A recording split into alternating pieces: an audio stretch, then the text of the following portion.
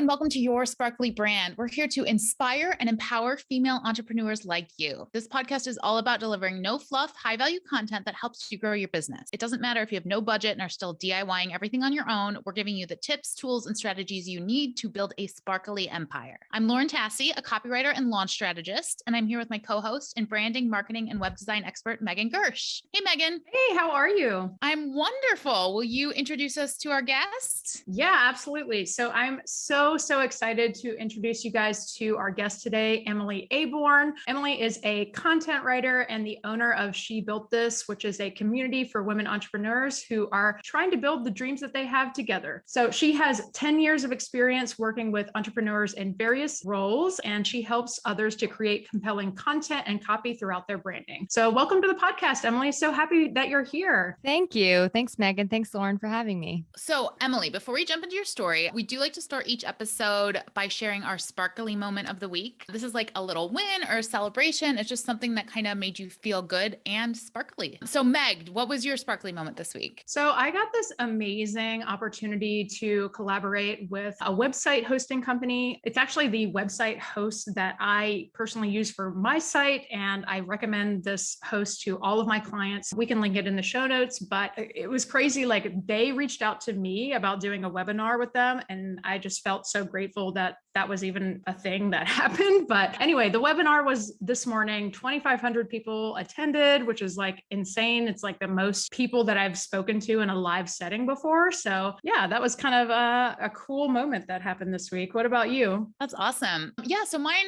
is, I don't know, I guess same vein. I was on a podcast yesterday that was just like perfect for my ideal client. It's called like Fast Track Your Fashion Brand. And I just really did like my process for writing product descriptions and telling stories and that kind of thing. That just felt really good. I haven't done a podcast in a while, basically since we got in the groove with our podcast. So I was sort of thinking about how terrified I was to do podcasts before that. And now I'm just sort of being able to do it confidently. Feels so good. Doesn't that feel really good? That's awesome. And Emily, do you have a sparkly moment you want to share? Of course I do. And I love celebration and feeling sparkly. So I'm with you guys on this. Mine is not business related. I'm going to just share that because business is so related to our lives, you know? So I went to go see my mom, my whole family up in Maine this past weekend, and really had a nice moment with my mom. Like, she was standing over the stove cooking rice pilaf for everybody. And I just was like standing there, and it was just like a beautiful, sparkly is the only way I can describe it moment. My God, I love that. Especially, I think, like, you know, in the times of the pandemic, it's just, I feel like it makes those moments so much more rich and, like, I don't know, it just feels amazing. Yeah. And just like agreed. being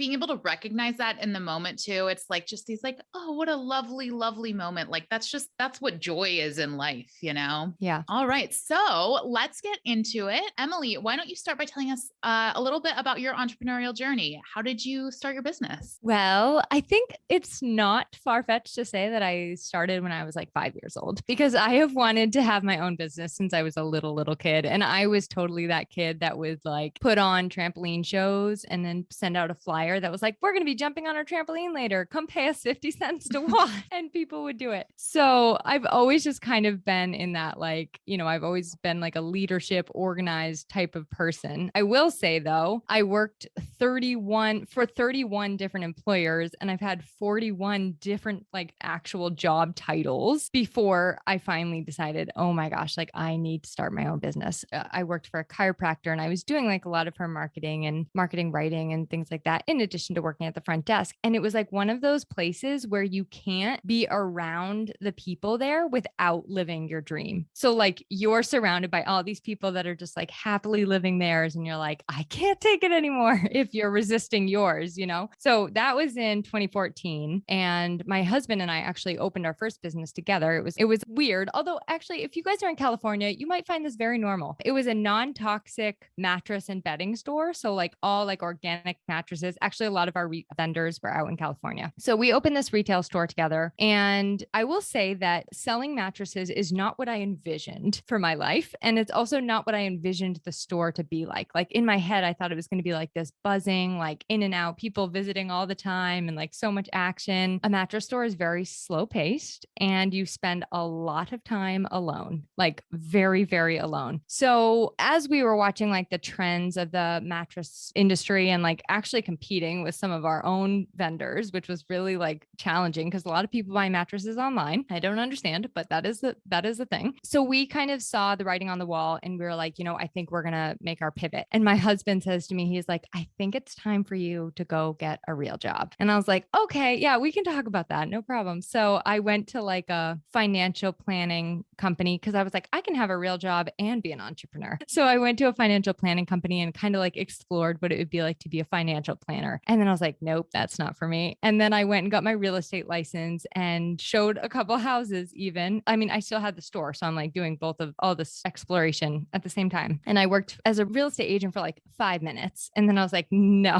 this isn't for me either. Through the real estate company, I actually ended up meeting a group that wanted like help with their social media marketing. And I was like, okay, sure, I can do that. Like I helped a friend with it and I was really good at it for my store. So I'm like, yeah, I guess I'll do that for you. And then it started to be just like, I was doing all the things for all the people, like building websites and doing social media and like anything you needed for your business. And so I didn't want to call myself a VA. I called myself like a professional assistant, but it was a VA. Like I was everybody's VA and I did in-person stuff for people and all this. As it evolved, I realized that the entire time, what I really wanted to be focusing on was like the marketing and the writing piece, specifically the content writing. And then like that even evolved a level further. And I was like, oh, I do not want to be posting for people. Like you can have that. That is not for me. I just want to be behind the scenes doing the content and the copy. So it took from when we closed our business in 2019 until last year, 2021. I remember like it was yesterday, March. I just woke up one day and I was like, oh my gosh, why am I not sharing about my business? Like I never shared about my business. And I always had like a full client load, but they were marketing clients, not writing clients. So I just started sharing about my business. People wanted what I had to offer. And so I guess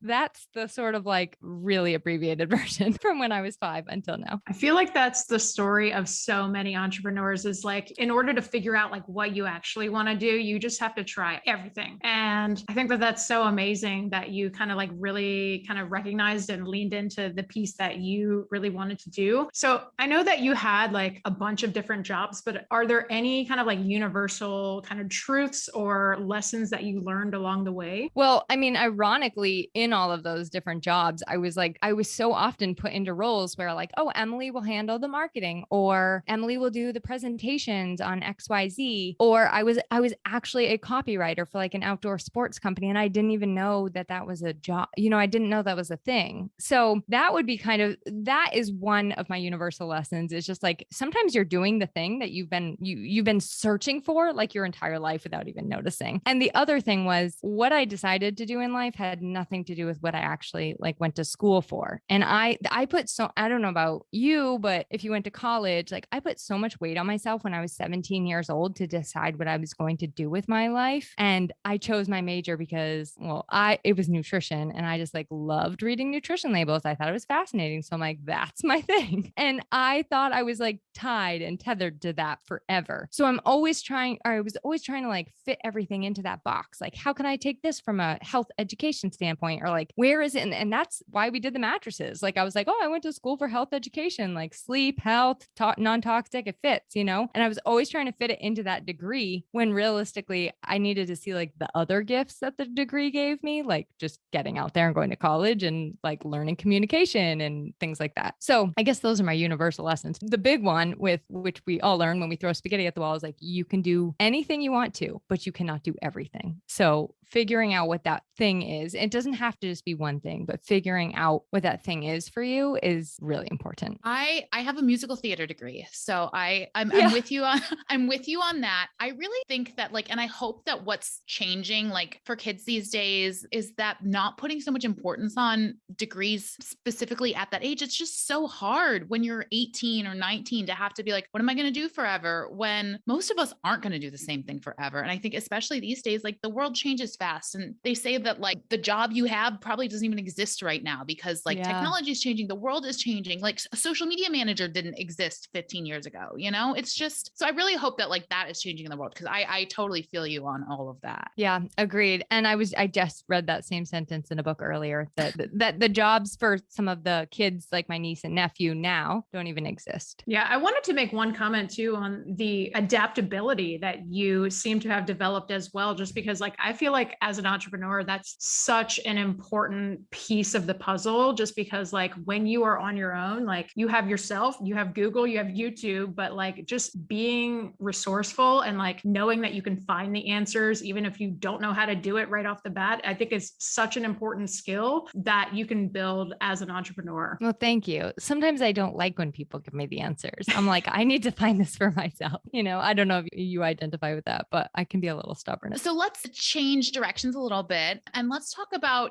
what you do now with your business. I know brand voice is a big part of it. So why is that so important? Kind of give us your take on brand voice. Yeah. So a lot of what we talk about with like branding in general is like a lot of people do what we do, and your brand voice is all about communicating that in a way, not even just like in your own voice. Cause I do think, your own personality is very, very important, but also being really specific about who you want to work with. There's so many different ways to niche. You can niche in your servicing, you can niche in your pricing, you can niche in the clients that you serve, and just knowing what that niche within the larger picture is and speaking that language is really important. And that's like how you can start to develop that brand voice, and also learn like there's little things, like little ways that we speak that we can set ourselves apart from what everybody else is doing. And people are going to see that and like find a reason to connect with you versus someone else. I hear it all the time. You can listen to a podcast and be like, oh, that's not for me. Somebody else could go say the exact same thing on another podcast, and you're like, oh, I love this. It's so great. So it's like, that's their voice. Like that's the way that they're saying it, depending on if they're saying boss babe or girl boss or friends or family or folks, so it all kind of like, that's part of your brand voice. Awesome. Yeah. I feel like we talk about this on the podcast a lot, and it all really comes back to just really knowing your target avatar and figuring that out for your specific business. But if there's somebody that is listening to this podcast who is just getting started with their business, is there any tips that you can give them for getting started with like finding their own brand voice? Yeah, this was actually, I love self-exploration. So this was like the fun part for me. So one resource I really recommend is actually Michelle Obama's Becoming Journal. It's literally just like a journal of all these lists you can make about yourself. And it starts to help you kind of understand like, what do you love? What do you not love? And that like is one way to just like, so I'll give you all kinds of tips, like, some written and some tangible, but that's a way you can start like writing and finding what your voice is. I would also say read a lot. And when you read it with the eye of like, okay, what do I like about the way that this person talks? Some people will use a lot of asides in their writing. So they'll put a lot of parentheses in their writing. Do I like that? Other people are going to use a lot of emojis in their writing. Do I like that? Like just looking at online, but also in books, like the things that you like and the things that you don't like. Do you like when people use the word gonna or shoulda or woulda? Or do you prefer them to say, I'm going to, I would have, I should have, like what feels right? And then also my biggest one is listening to yourself speak, because that is like listening to my own self in my podcast has been like the number one way that I hear my voice. And then I'm like, oh my gosh, I say that thing a lot. So that is clearly like part of my brand voice, and people know me for it, like they know those phrases because I say them a lot and then I use them in my writing. And then I guess my other thing would be like, I love using like fun questions. Like if my brand were a restaurant or a shoe or a book genre, like what would my brand be? Because that will also like going to the Olive Garden is going to sound different than going to like a very expensive steakhouse in downtown LA, so what are those two? What is the difference of the waiter that comes to one table versus the waiter that comes to another? And just like asking yourself some of those questions are really fun ways to explore. But I think that the only way you can do it is just like practice. You have to just practice and see what, like write very conversationally and see what kind of flows out when you just take off, like put aside the grammar rules from, ninth grade and just like write conversationally and see how you naturally want to write, because that's how people are perceiving it. They're almost like hearing your voice in their head when they're reading it. So that's I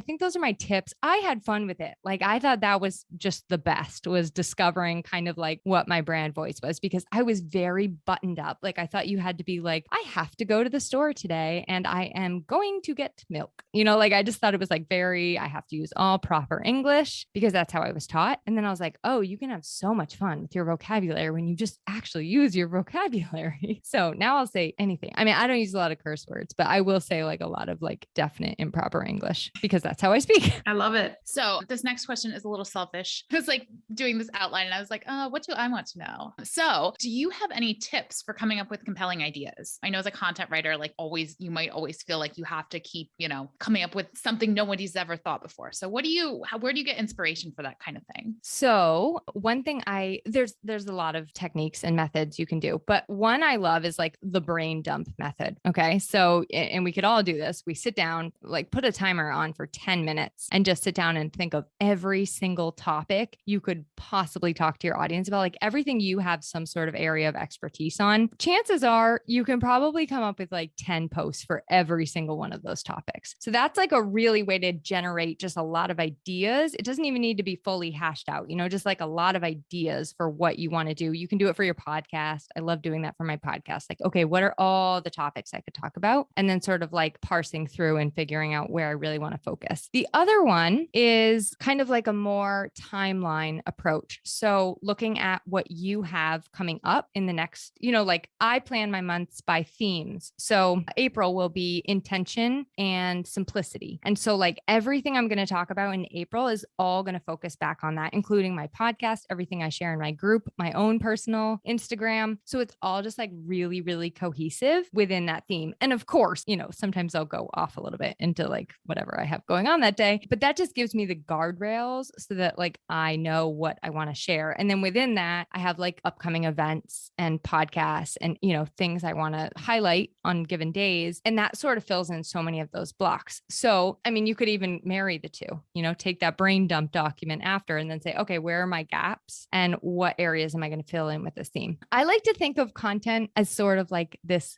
garden, right? Like this balance. Like we need to lay the foundation and tell our audience like why, what, who, how, all that like rich soil kind of stuff. And then I like to think of like educating them and giving them tips and resources. That's like the water so that it can help them to start to grow. And then the sunshine is like our personality, like our sparkliness and the pieces of you that are just like fun. Like this is my dog sleeping and it's wicked cute. And you guys, I'm going to get a million hearts on it. And then the last piece is the wind. And the wind, that's like some that people struggle with. It's like guiding people to your products and services. So that's another way you can take it too. Is just like looking at, okay, am I filling in all of these categories? Because I would love to hear what you ladies see, but I see a lot of people doing either way too much wind and way too much like education. Like that's it. They just stick in like, I'm going to just promote my products and services and give tips and then not enough personality. And then I also see people just do like all personality and none of the other categories. So it just really needs to be a balance of like all the categories. And it does help when you start to get in a pattern of just constantly sharing something that's like just your dog sleeping or the spaghetti you ate for dinner last night. You can be like, oh, maybe I need to mix things up a little bit and sit down and go back to that brain dump sheet and see what topics I can really educate people on. The garden metaphor I'm in love with. Like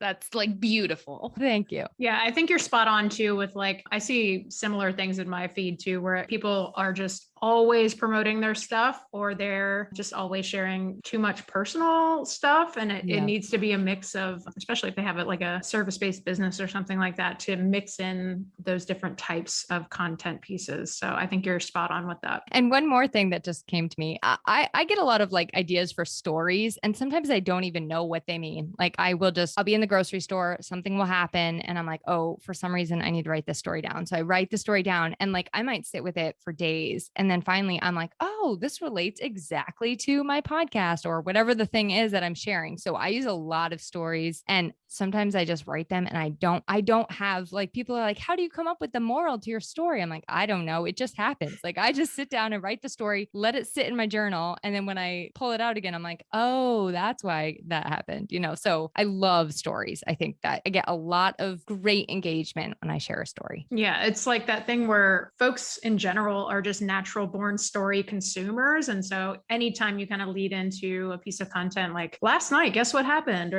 anything like that, like people are automatically going to be hooked in. It's like a primal thing that is just within us, Yeah. And I think it's like really therapeutic as content creators to share parts of our stories in that way, especially especially when other people can relate to it and it's doing other people a service too. Like it's very exciting to have that kind of voice. I mean, that's the beauty of the online world, I think, is that we kind of all have that opportunity. Yeah, absolutely. And I would even say too, like even sharing the messy, not so polished stuff can often be some of the pieces of content that like generates the most conversation, gets the most people into your DMs being like, thank you for sharing that. Like, I feel like no one ever shares these type of things. And it's really those types of pieces of content that can make you super relatable to your audience. Yeah, agreed. So let's shift gears a little bit. I know that you are a big believer in creating community. So can you talk a little bit about how you have created community in your own sphere, as well as, how folks that are listening to this can start their own communities? Yeah. So that goes back again to the mattress store when I was just kind of like doing it all by myself. My husband and I had the business together, but I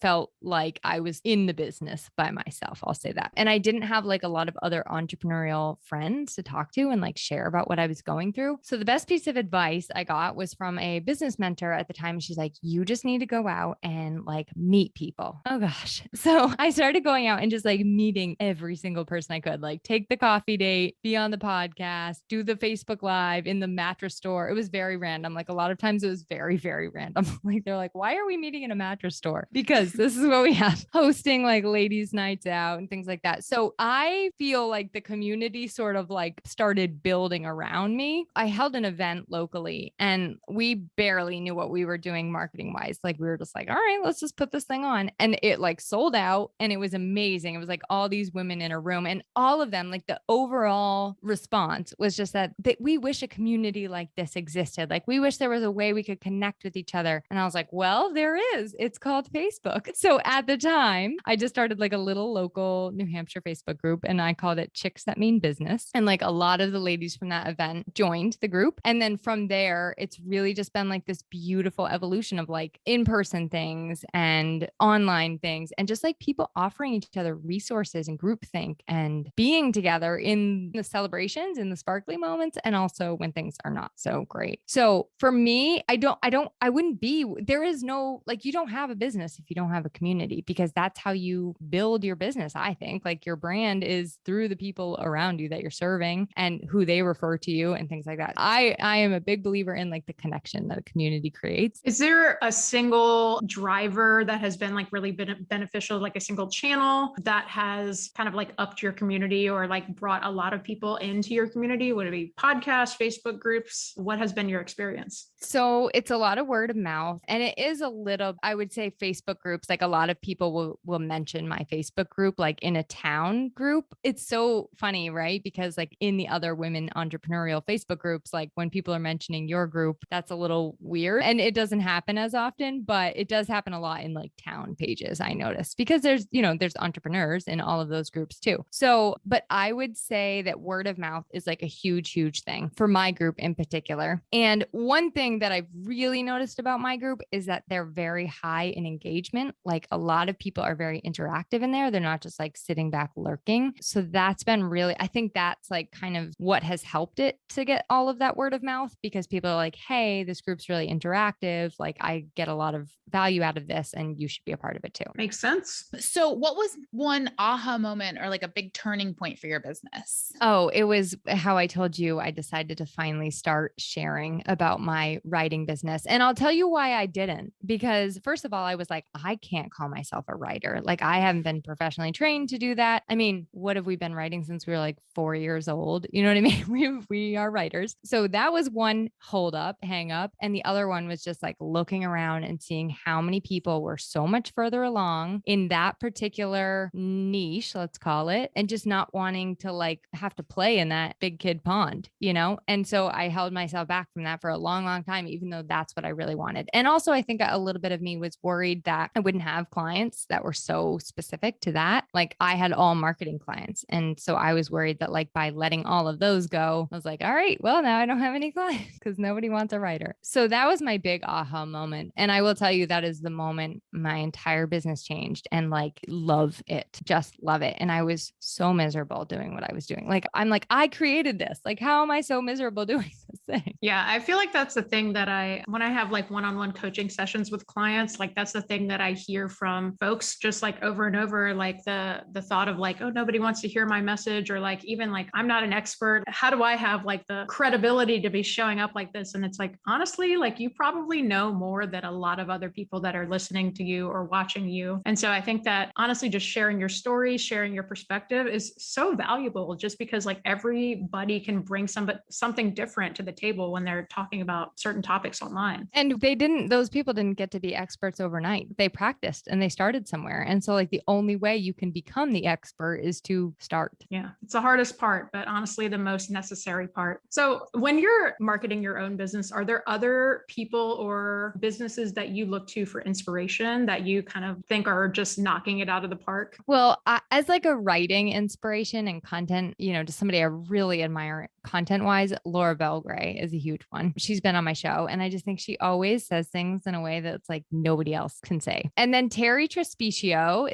she's another writer, but she is also teaches a writing method and she's a speaker. And I just love the work she does. Basically, everybody inspires me, truthfully. Like everybody in my group, when I see them showing up, it's very, very inspiring. But those are the two that I would say. And then of course, like Mel Robbins. I love everything Mel Robbins says, but we all do. So we love Mel. I love Laura too. She's one of my, one of the people I have all her emails just go to one folder. And then when I ever I'm just like, oh, I need a subject line, or I just need some inspiration. She's just so like random and I love it. Yeah. And she's a great example of like using a story to sell something. Yes. And I don't think she has any idea. She told me, she came on my show and she said she just like mines her stories and keeps them in like a notepad. And then like, she doesn't even go as far as writing them, but then she'll like think of it and write it. And it has like its own life. So that's so cool. I love to hear that brain dump type process for that kind of thing. So cool. And do you have any tools you like to use, hacks, tips? What do you use in your business to keep things moving? Have you seen Inventing Anna? Yes. I'm so basic. I just love Google Docs, and like Calendly is a huge one. I was so resistant to Calendly. Like I was like, nobody can have control over my calendar except me. And then I created a Calendly account and I was like, oh, I still have control. And it's so easy. It just sends you the questions ahead of time that I need and gets all the information, sends you the Zoom link. It's amazing. So if anyone listening has any resistance to Calendly and you think it's going to take control over your calendar, it does not. And it is magical. And then I use a project management software called SamePage. I don't think it's actually like available right now, but it's very like my brain is so not into the project management softwares. It makes my head spin. So this one's very like, it kind of reminds me of Google Docs. It's very like linear, but gives me those sweet check boxes and time reminders and things. But I keep it really simple. Like I very much streamline my processes and my tools. And I'm constantly like writing out my list of tools and auditing them and figuring out like, do I really still need this?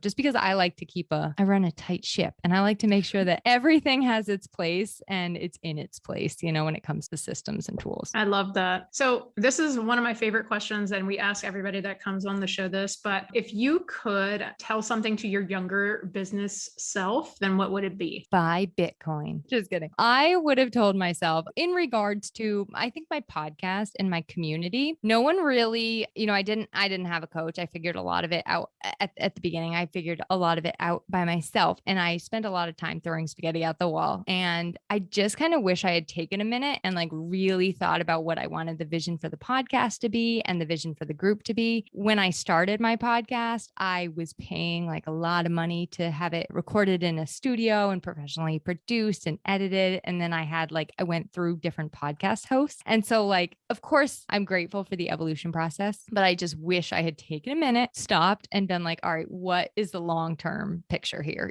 So I don't want that to stop anyone from getting started. I just think it's really important. Like when we're trying to find our brand voice, like it's really important to just take a little bit of time to be introspective and really kind of feel what is true for you. I think that's such great advice. And, it's so easy when you're starting out, you're like, I just want to make money, or I just want to quit my job, or there's something there. And like the vision just seems like unnecessary, but it really, it just guides every choice you make from there on out. So that's such good advice. Thank you. Now, what's coming up for you? What projects are you working on? Tell us. Yeah. So you both shared about a really exciting speaking opportunity that you had at the beginning. I'm speaking at the New Hampshire Tech Alliance Science breakfast up in April, which is like a New Hampshire thing, but I'm really excited about that. It's going to be a totally new audience and a good opportunity. And then we're going to be having an in-person event in June here in New Hampshire, all things going well, of course. And so I'm really excited to get everybody back together and hopefully have a very good turnout. Things have not been such great turnouts lately. Yeah, the circumstances have been weird. So, yes, you know, yes, to say the least. Totally understand with that. And so thank you so much for coming on the podcast. We really enjoyed chatting with you. It's been such a treat. Can you share with our listeners where to find you online? Sure. I think the best way is emilyaborn.com. That will get you all the places. And I also put together like this podcast pitching guide for people. So if like one of your goals is to get on more podcasts, I know that the scariest and hardest part can be like what you say in the pitch, and you don't want it to sound canned or robotic. So emilyaborn.com, at the very bottom of the page, my podcast pitching guide is there, and that will connect you to all the things. And thank you so much. This was really fun. Oh yeah, this has been great. And we'll put links to all that in the show notes for everyone. Thank you for joining us today, Emily. And thank you to our listeners for listening. If you enjoyed this episode, please leave us a review and subscribe so you never miss one. Until next time, stay sparkly.